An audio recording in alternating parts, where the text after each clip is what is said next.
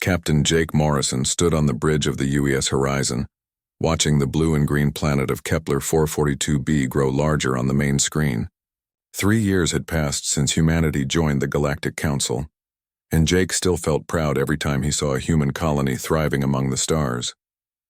Today's mission was simple: deliver supplies to New Denver, a mining settlement that had been sending regular reports about their progress. "Captain, we're getting close to the colony," said Communications Officer Amy Richardson from her station. She had been trying to contact New Denver for the past hour without success. Still no response from the surface. Jake frowned. The colony had over 2,000 people living there. Someone should be answering their calls. "Maybe their communication array is damaged," he said, though something felt wrong. "Take us into orbit and run a full scan." Dr. Lisa Parker, the ship's chief medical officer, looked up from her console with worry in her eyes. "Jake, I'm not detecting any life signs down there. The sensors should pick up at least some human activity, but there's nothing." The bridge fell silent. Jake felt his stomach drop. "Are you sure the scanners are working properly?" "I've run 3 checks," Lisa replied. "The equipment is fine, but according to these readings, New Denver is completely empty." Commander Ryan Hayes, the ship's security chief, stepped forward.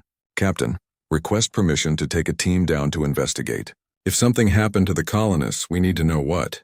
Jake nodded slowly. "Take Dr. Parker with you. And Ryan, be careful. We don't know what we're walking into." 2 hours later, the shuttle landed at the edge of New Denver. What Ryan and Lisa found there would haunt them for years to come. The colony wasn't just empty, it had been completely destroyed. Buildings were melted down to their foundations, and strange burn marks covered the ground in perfect geometric patterns. "This wasn't an accident," Ryan said, kneeling next to what used to be the colony's main hall. "Look at these scorch marks. They're too precise, too organized. Someone did this on purpose." Lisa was scanning the area with her medical equipment. "Ryan, come look at this. I'm finding traces of weapon residue, but it's not from any human technology I know." She held up her scanner, showing the readings to Ryan. "These energy signatures match weapons used by the Zephyrian Empire. I studied their technology when we first joined the Council. This is definitely their work." Ryan felt anger building in his chest. The Zephyrians were one of the most powerful species in the Galactic Council. They had seemed friendly when humanity first made contact, but Ryan had never trusted them completely. "Can you prove it?" "The evidence is right here," Lisa said, pointing to several crater patterns. "Zephyrian plasma cannons leave a specific energy signature. It's like a fingerprint. There's no doubt about what happened here." They spent the rest of the day documenting everything they found. The attack had been thorough and brutal. Every building was destroyed, every piece of equipment melted beyond repair. Worst of all, they found no bodies. The colonists had simply vanished without a trace. Back on the horizon, Captain Morrison reviewed the evidence with his senior staff. The proof was clear. The Zephyrian Empire had attacked and destroyed New Denver. But why would they do such a thing? Humanity had been peaceful since joining the Council, never threatening anyone. "We need to report this to the Galactic Council immediately," said Ambassador Claire Johnson, who had been traveling with them to visit the colony. Claire had been one of the main negotiators when humanity first joined the Council, and she believed strongly in working within the system. "What if they don't believe us?" asked Amy from her communication station. "The Zephyrians are powerful. They might just deny everything." "Then we show them the evidence," Claire replied firmly. "The Council was created to prevent exactly this kind of attack. They have to do something." Jake wasn't so sure, but he agreed to let Claire present their findings to the Council. 3 days later, they arrived at the Council station, a massive structure that floated in neutral space between several star systems. Representatives from dozens of alien species worked there, making decisions that affected billions of lives across the galaxy. The Council chamber was an impressive sight. Hundreds of different aliens sat in circular rows, each representing their home world. At the center stood High Commander Vextar of the Zephyrian Empire, a tall creature with gray skin and 4 arms. His species had been part of the Council for over 1,000 years. Ambassador Johnson stood at the speaker's platform and presented their evidence. She showed the energy signatures, the weapon patterns, and the complete destruction of New Denver. The proof seemed overwhelming to Jake, but he noticed that many Council members looked bored or distracted. "These are serious accusations," said Council Leader Mordak, a wise-looking alien from the Centauri Federation. "High Commander Vextar, how do you respond to these claims?" Vextar rose smoothly from his seat. "Honored Council Leader, the humans are clearly mistaken. The Zephyrian Empire has no interest in attacking peaceful colonies. We have been allies with humanity since they joined our organization. But the evidence clearly shows—" Claire began. "The evidence shows energy signatures," Vextar interrupted. "But many species use similar weapons technology. These attacks were probably carried out by raiders or pirates using stolen equipment. The humans are looking for someone to blame for their tragedy, and they have chosen us unfairly." Several council members nodded in agreement. Jake felt his anger growing as he watched them dismiss the clear proof of Zephyrian guilt. It seemed like they had already decided not to believe humanity's claims. "The council will investigate this matter thoroughly," announced Mordak after a brief discussion among the senior members. "Until we have more information, no action will be taken against the Zephyrian Empire." Claire's face went pale. "Council Leader, with respect, the evidence is clear. We demand justice for the people of New Denver." "The humans demand too much too quickly," Vextar said with what might have been a smile. "Perhaps they need time to understand how the council really works." As they left the council chamber, Jake felt something change inside him. For 3 years, humanity had trusted the Galactic Council to protect them and treat them fairly. But today showed him the truth. When it really mattered, humanity stood alone. The other species would protect their own interests first, and humans would always come last. That night, as the Horizon traveled back toward Earth, Jake made a decision that would change everything. If the Council wouldn't protect humanity, then humanity would have to protect itself. And maybe it was time to show the galaxy that humans could be far more dangerous than anyone realized. 6 months had passed since the Council dismissed humanity's evidence about New Denver. Captain Jake Morrison now commanded a defense platform orbiting Earth, officially assigned to protect the homeworld from asteroid impacts. But his real job was very different. Every day he received secret reports from human ships and colonies across the galaxy, and the news was getting worse. Colonel Ben Martinez walked into Jake's office carrying a datapad filled with classified information. Ben commanded Earth's Special Operations Division, a military unit that most people thought was just for training exercises. The reality was much more serious. "We've confirmed 12 more attacks," Ben said, setting the pad on Jake's desk. 3 settlements in the Alpha Centauri system, 4 mining operations near Vega, and 5 research stations scattered across different sectors. Same pattern every time. Complete destruction, no survivors, Zephyrian weapon signatures. Jake studied the reports with growing anger. Each attack had been reported to the Galactic Council, and each time the Council had found excuses not to act. They claimed the evidence wasn't strong enough, or that other species might be responsible, or that more investigation was needed. "The Council knows exactly what's happening," Jake said. "They're just choosing to ignore it because it's easier than confronting the Zephyrians." Dr. Lisa Parker entered the office carrying her own set of reports. Since returning from New Denver, she had been studying alien technology with an intensity that worried her friends. She barely slept anymore, spending all her time in the laboratory analyzing equipment salvaged from the attack sites. "I've made a breakthrough," Lisa announced, her eyes bright with excitement and exhaustion. "The alien technology isn't as advanced as we thought. In fact, humans have a natural ability that other species lack completely." She activated a holographic display showing the internal structure of a Zephyrian plasma rifle. "Every alien species we've encountered thinks in very rigid patterns.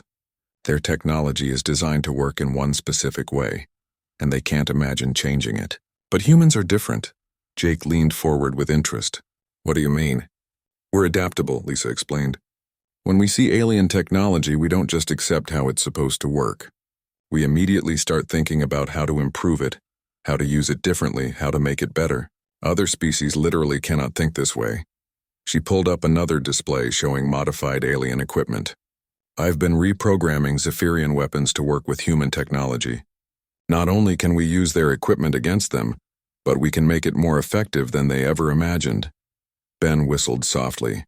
"That could give us a serious advantage in any conflict." "It gets better," Lisa continued. "I've discovered that we can hack into their computer systems using methods they never considered possible. Their security is designed to stop alien minds that think like theirs, not human minds that think completely differently.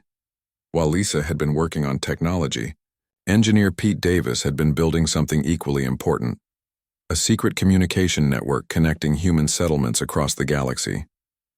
Pete worked from a hidden facility on Luna, Earth's moon, where he coordinated with humans who officially held civilian jobs throughout Council space.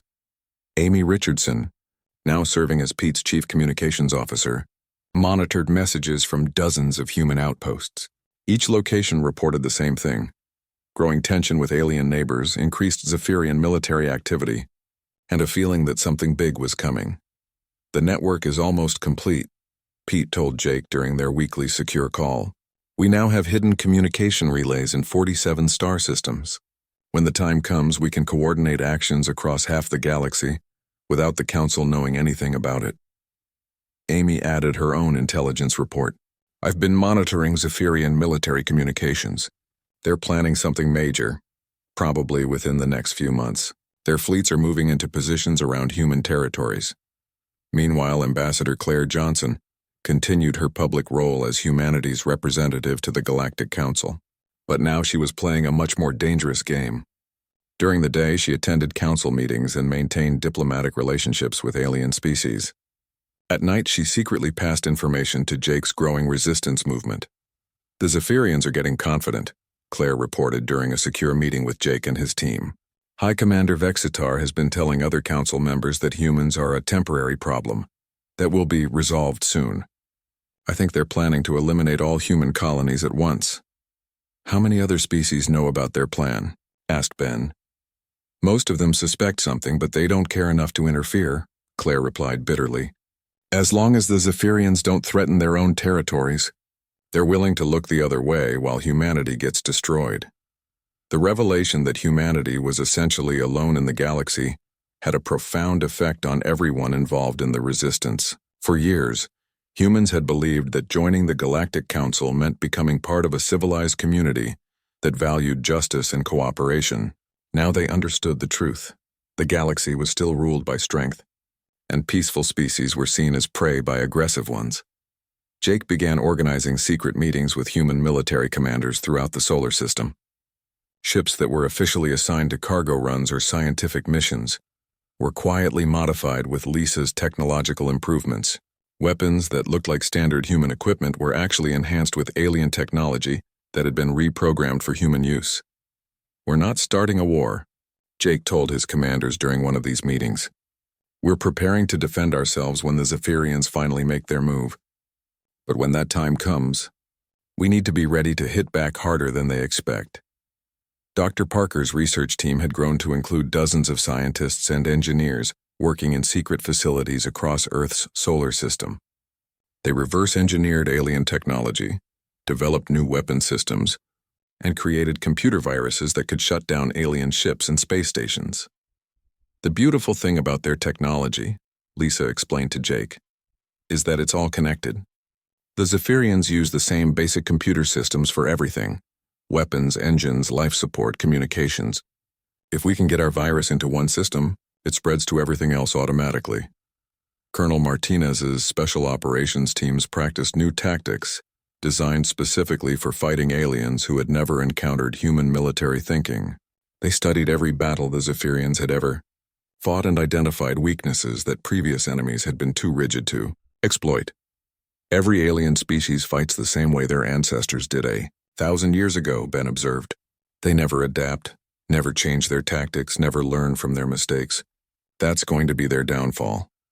As the months passed, Jake's resistance movement grew into something much larger and more sophisticated than anyone had imagined possible. Humans who had seemed like peaceful colonists and traders were actually building a military force capable of challenging the most powerful empire in the galaxy. The Galactic Council continued to ignore human concerns and dismiss evidence of Zephyrian aggression. They had no idea that their peaceful new members were quietly preparing for a war that would shock the entire galaxy. Soon, Jake thought, the Zephyrians would learn that attacking humanity had been the biggest mistake in their species' long history. Captain Jake Morrison stood in the command center of his modified ship, watching as 3 other human vessels moved into attack formation. After months of preparation, The time had finally come to show the galaxy what humanity was truly capable of. Their target was Outpost Zeta-7, a Zephyrian military base in the Arcturus system that coordinated attacks against human colonies. "All ships report ready." "Captain," said Amy Richardson from the communications station.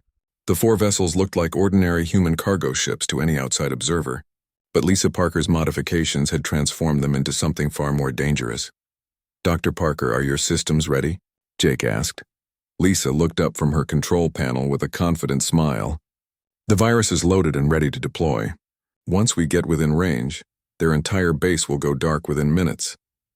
The Zephyrian outpost was heavily defended with energy shields, automated weapons platforms, and a small fleet of patrol ships.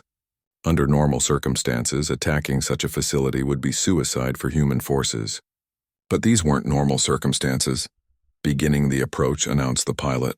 As they got closer to the outpost, Jake could see the alien base on the main screen.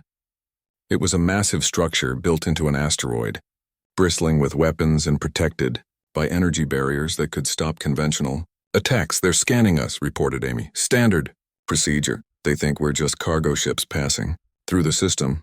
"Perfect," Jake replied. "Lisa, deploy the virus as soon as we're in range." When they reached the edge of the outpost's defense perimeter, Lisa activated her hacking program. The virus spread through the Zephyrian computer systems like wildfire, moving from one connected device to another with incredible speed. Within 3 minutes, every system in the base began to malfunction. "Their shields are down," Lisa announced. "Weapons offline, life support switching to emergency power, and their communication array just went dead." Jake watched in amazement as the mighty Zephyrian fortress became completely helpless. The patrol ships drifted aimlessly as their engines shut down, and the defense platform stopped tracking targets as their targeting computers crashed. "All ships, begin the assault," Jake ordered. "Remember, we want to disable everything but avoid killing anyone if possible." The 4 human ships attacked with precision that shocked even Jake. Using reprogrammed Zephyrian weapons, they systematically destroyed every military system in the outpost, while carefully avoiding areas where personnel might be located. The entire operation took less than 20 minutes. "Outpost neutralized," reported Ryan Hayes, who was commanding one of the other attack ships. "No human casualties and minimal alien casualties. The base is completely disabled, but the crew is alive." As they prepared to leave the system, Jake authorized Amy to send a message to the Galactic Council. "Tell them that humanity has provided a demonstration of our defensive capabilities. If attacks against our colonies continue, we will respond with increasing force." 3 days later, the news of the attack reached the council station. High Commander Vextar stood before the assembled representatives, in a state of rage that few had ever seen from his normally composed species. "The humans have committed an unprovoked act of war against the Zephyrian Empire," he declared. "Our outpost was destroyed by cowards who used stolen technology and refused to fight honorably." Council leader Mordak studied the reports with confusion and concern. How did human cargo ships manage to defeat a heavily defended military base? The tactical analysis makes no sense. "They must have received help from another species," Vextar insisted. "Humans lack the technology and skill to accomplish such an attack on their own." But Ambassador Claire Johnson had a different explanation. Standing at the speaker's platform, she calmly addressed the council with words that would be remembered for generations. "The attack was carried out entirely by human forces using human tactics and human-modified technology. We have spent months studying Zephyrian equipment and found it surprisingly easy to improve and reprogram. Your advanced systems are actually quite primitive once you understand how they work." The council chamber erupted in shocked conversation. The idea that the newest member species could easily hack and improve technology from one of the galaxy's oldest empires was almost impossible to believe. Claire continued her presentation with devastating calm. "Humanity has evidence of 18 separate attacks against our colonies, all using Zephyrian weapons. Since the Council has chosen not to act on this evidence, we have decided to defend ourselves. The attack on Outpost Zeta-7 was a warning. Future responses will be more severe." Vexitar's forearms gestured angrily as he responded. "The humans are lying about their capabilities. No species could hack Zephyrian technology so easily. This was obviously a lucky accident." "Perhaps we should test that theory," Claire said with a slight smile. Engineer Pete Davis, please demonstrate our capabilities for the Council. Back on Earth, Pete had been monitoring the Council session through hidden communication devices that Amy had placed throughout the station months earlier. At Claire's signal, he activated a computer virus specifically designed for this moment. Every Zephyrian device in the Council chamber suddenly stopped working.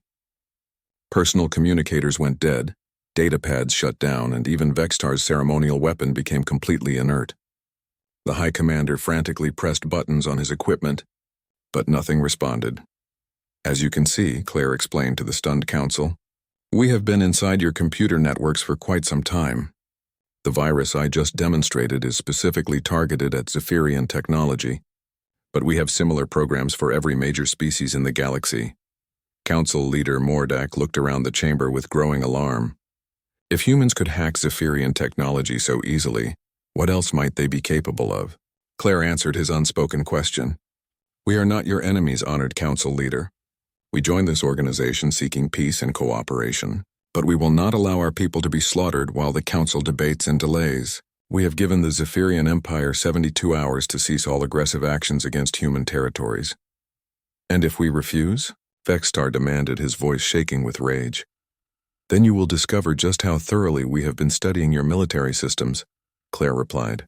Dr. Lisa Parker has prepared several more demonstrations of human technological adaptation. I think you would find them quite educational. As if to emphasize her point, every Zephyrian device in the chamber suddenly reactivated simultaneously. The message was clear. Humans could turn their technology off or on at will. High Commander Vextar left the Council session in fury, immediately contacting the Zephyrian High Command to demand a massive military response. Send the entire Third Fleet to Earth, he ordered. These humans need to learn their place in the galaxy.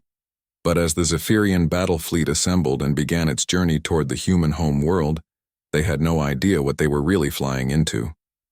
Lisa Parker had been monitoring their communications for weeks, and Jake's resistance movement was ready for exactly this kind of response. Let them come, Jake said as he watched the enemy fleets approach on his tactical display. It's time to show the galaxy what happens when you underestimate humanity. The war that would reshape the balance of power in the galaxy was about to begin, and the Galactic Council was starting to realize that their peaceful new members might be the most dangerous species they had ever encountered. The Galactic Council's response to humanity's ultimatum was swift and predictable. Within hours of Claire's demonstration, representatives from 12 different species voted to reject human demands and support the Zephyrian Empire's right to maintain order in their territory. They had learned nothing from the attack on Outpost Zeta-7. Colonel Ben Martinez received the news while coordinating with human military units scattered across 6 star systems. The Council's decision meant that humanity was now officially at war with the most powerful empire in the galaxy, and they had no allies to help them. It's time for Phase 2, Ben told his commanders during an encrypted communication session. All teams execute Operation Thunderstrike. Show them what human tactics really look like. Across the galaxy, human forces that had been disguised as civilian personnel suddenly revealed their true nature. Mining engineers became demolition experts, cargo ship crews became elite assault teams, and research scientists became electronic warfare specialists. The Zephyrians had never imagined that so many humans in their territory were actually military operatives. The attacks began simultaneously in 6 different star systems. Unlike the careful, measured assault on Outpost Zeta-7, these strikes were designed to demonstrate the full range of human capabilities. Each operation targeted a different type of Zephyrian facility, using completely different tactics. On the industrial world of Kepler 438b, human workers in the Planetary Defense Network activated Lisa Parker's newest virus. Every automated defense system on the planet turned against the Zephyrian garrison, treating them as hostile invaders. The alien soldiers found themselves trapped inside their own base while their own weapons fired at them. In the Proxima Centauri system, human ships that had appeared to be simple cargo vessels suddenly revealed hidden weapon systems and attacked a Zephyrian naval depot. But instead of using conventional tactics, they employed something no alien species had ever seen. Coordinated pack hunting behavior adapted for space combat. The humans fight like nothing we've ever encountered, reported Zephyrian Fleet Commander Rathan to High Command. They don't follow any recognized tactical patterns. Their ships work together in ways that make no sense according to standard military doctrine. The most shocking attack occurred on the diplomatic station at Wolf 359, where Ambassador Claire Johnson had been attending a routine council meeting. When Zephyrian security forces tried to arrest her for war crimes, they discovered that the human embassy had been quietly fortified with technology they couldn't detect or understand. Claire's security team, led by Commander Ryan Hayes, held off an entire Zephyrian assault battalion using weapons that seemed to predict where the aliens would move before they moved there.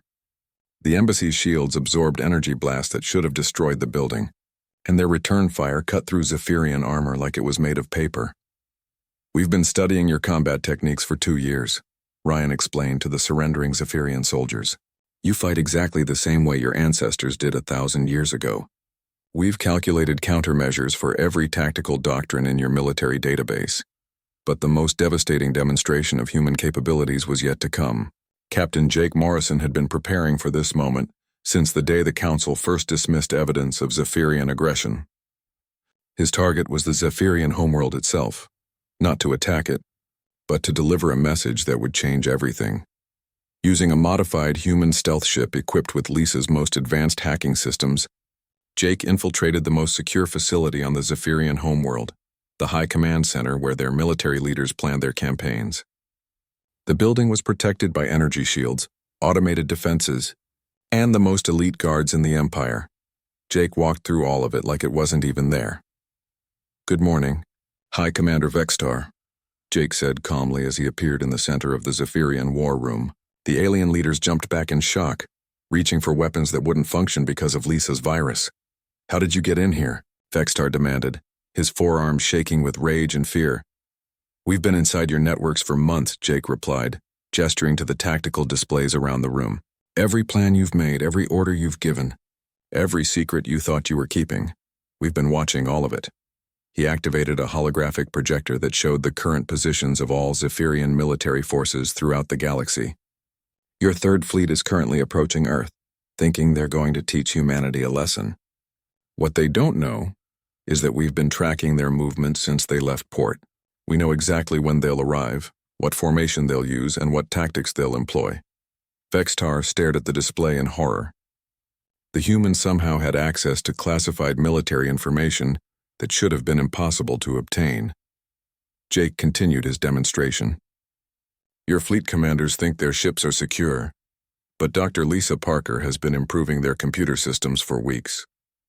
When the time comes, we can shut down their engines, disable their weapons, or simply take complete control of their vessels." To prove his point, Jake showed them live video feeds from inside several Zephyrian ships. Human technicians were clearly visible working on alien equipment, while the crews remained completely unaware of their presence. "This is impossible," whispered General Korthax, Vextar's second-in-command. "Our security systems are the most advanced in the galaxy. Your security systems are designed to stop threats that think like you do," Jake explained. "But human minds work differently. We see patterns you miss, find weaknesses you never considered, and develop solutions to problems you didn't know you had." He pulled up another display showing technical specifications for Zephyrian weapons and shields. "Your plasma cannons are actually quite inefficient. With a few simple modifications, we've increased their power output by 30%. Your energy shields have a resonance frequency that makes them vulnerable to weapons tuned to specific harmonic patterns.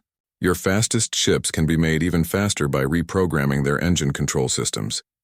The Zephyrian leaders realized they were looking at their own technology, but improved and enhanced in ways they had never imagined possible. The humans hadn't just stolen their equipment, they had made it better. "What do you want?" Vextar asked, his voice barely above a whisper. "We want you to stop attacking human colonies," Jake replied simply. "We want reparations for the settlements you've destroyed. And we want the galaxy to understand that humanity is not as helpless as you assumed." Jake began walking toward the exit, completely ignoring the dozens of guards who had surrounded the room but couldn't get their weapons to work. "You have 24 hours to recall your fleet from Earth and issue a formal apology to the Galactic Council. If you don't, we'll demonstrate capabilities that make today's conversation look like child's play." As Jake disappeared through the facility's main entrance, Alarms finally began sounding throughout the building, but it was too late. He was already gone, leaving behind only the terrifying knowledge that humans could penetrate the most secure locations in the galaxy whenever they chose. The news of Jake's infiltration spread panic throughout the Zephyrian Empire and the Galactic Council. Species that had dismissed humanity as primitive and harmless suddenly realized they had been living alongside a potential threat they never recognized. Communication.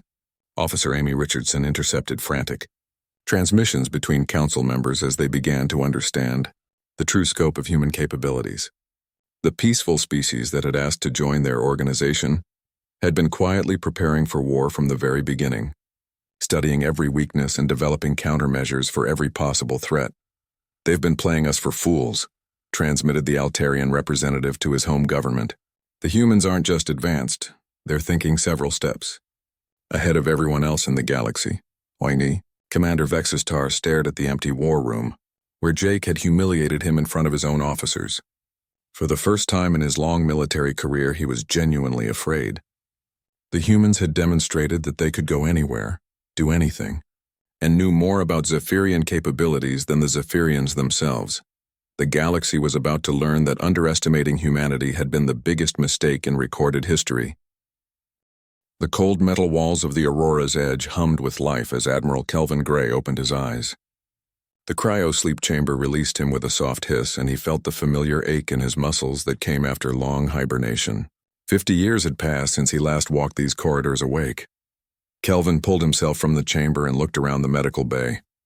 One by one, his crew members were waking up from their own long sleep. Lisa Carter, his navigation officer, sat up on her bed and rubbed her eyes. Ben Rodriguez, the chief engineer, stretched his arms and yawned loudly. "Status report," Kelvin said, his voice rough from the long sleep. Lisa checked her tablet and frowned. "Sir, we're in the outer rim just like planned. But something's wrong. I'm not getting any signals from Earth or the colonies." "Nothing at all." Ben walked to the wall panel and ran his fingers over the controls. "All systems are working fine, Admiral. The quantum communicators have been sending messages for decades, but nobody answered. Not one reply." Kelvin felt a cold fear in his stomach. When they left Earth 50 years ago, human space was busy with ships, trade, and communication. Now there was only silence. Dr. Kate Morgan joined them in the corridor. She was the ship's expert on alien life and had studied every known species in the galaxy. "Admiral, I've been listening to alien communications. The patterns are different. It's like humanity never existed." The crew gathered in the main conference room. 200 people looked at their admiral with worried faces. They had been sent on a mission to explore the far edge of the galaxy. Their job was to find new worlds for human expansion. Now they returned to find their people gone. "What happened to everyone?" asked Lieutenant Pete Adams. He was young when they left, barely 20 years old. Now he was 70, though the long sleep had kept his body young. Kelvin studied the star charts on the main screen. Human colonies should be marked in blue dots across dozens of systems. Instead, the map showed empty space where their cities once stood. "Lisa, set course for Earth. We need to know what happened." "Yes, sir. But Admiral, it will take us 6 months to reach the Sol system. Then we better get started." Far away on the capital world of Zentara, the Galactic Council was meeting. 7 different alien species sat around a huge circular table. They looked like various creatures from Earth's nightmares and dreams. Some had tentacles, others had multiple eyes, and few walked on more legs than humans could count. Council Speaker Thax Vel was a tall, thin creature with gray skin and large black eyes. He spoke in a voice that sounded like wind through metal pipes. "The trade agreements with the Kalari system are proceeding well.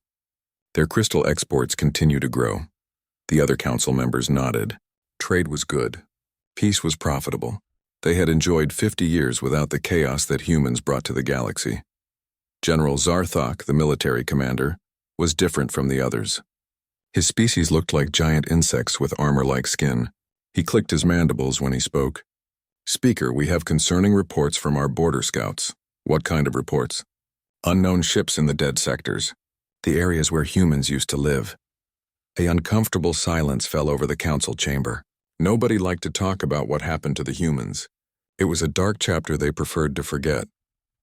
"Describe these ships," Thaxvel said. "Long and silver with energy patterns we've never seen before." Our scouts could not get close. The ships disappeared before we could study them properly. Prex Min, the intelligence analyst, spoke up. Her species looked like floating jellyfish with bright changing colors. The energy signatures match old human patterns from our databases. But the technology is far beyond anything humans possessed 50 years ago. Fear rippled through the chamber like a cold wind. The council members remembered why they had acted against humanity in the first place. Humans learned too fast, expanded too quickly, and asked too many questions about things that were better left alone. It could be refugees, suggested Trade Minister Vex Lore. His people resembled giant beetles with golden shells. Perhaps some humans survived in hidden colonies. No, Zarthok said firmly. These ships are too advanced, too large. Whatever is out there, it's beyond anything humans could build with their old technology. Meanwhile, aboard the Aurora's Edge, Dr. Kate Morgan worked in her laboratory. She had spent weeks studying the alien communications they intercepted. Slowly, a terrible picture was forming. "Admiral," she called over the intercom, "please come to Lab 7. I've found something important." Kelvin arrived to find Kate staring at a wall covered with data screens. Messages, reports, and conversations filled the displays in dozens of alien languages. "What am I looking at?" "The truth about what happened to humanity," Kate said. Her voice was tired and angry. "The Council didn't just ignore us while we were gone. They actively worked to erase every trace of human civilization." She pointed to one screen. "Here's a report from 45 years ago. Council forces blockading human trade routes. Here's another from 40 years ago. Human colonies being declared navigation hazards and marked off limits." Kelvin felt his anger rising. "They drove our people out. Worse than that. They were afraid of us. Afraid of how fast we learned, how quickly we adapted. The Council has been the dominant power in this galaxy for thousands of years. Humans threatened that order. So they eliminated us. They tried to. But Admiral, look at this." Kate switched to a new display. Communication logs from the Outer Rim. Ships matching our description have been spotted in over 20 systems. Big ships. Advanced ships. Our people survived. More than survived. They built something new. Something the Council fears even more than the old humanity. Captain Luke Harrison, second in command of the Aurora's Edge, entered the lab. He was a quiet man who spoke only when necessary. "Admiral, we've received a signal. From Earth?" "No, sir. From much farther out. Beyond the galaxy's edge. It's definitely human. But the technology is unlike anything in our databases." Kelvin followed Luke to the communication center. The message was short but clear. "Aurora's Edge, this is Admiral Sarah Bell of the Exodus Fleet. We know you're out there. Hold your position. Help is coming." "Exodus Fleet?" Kelvin asked. Luke shrugged. "Never heard of it, sir. But whoever they are, they're using quantum encryption methods that shouldn't exist yet." Back on Zentara, emergency alarms were ringing through the council chambers. Scout ships were reporting massive energy readings from the old human territories. Something big was moving in the darkness between stars. "How many ships?" Thaxvel demanded. "We don't know," Zarthok replied. "Our sensors can't get accurate counts. The energy interference is too strong.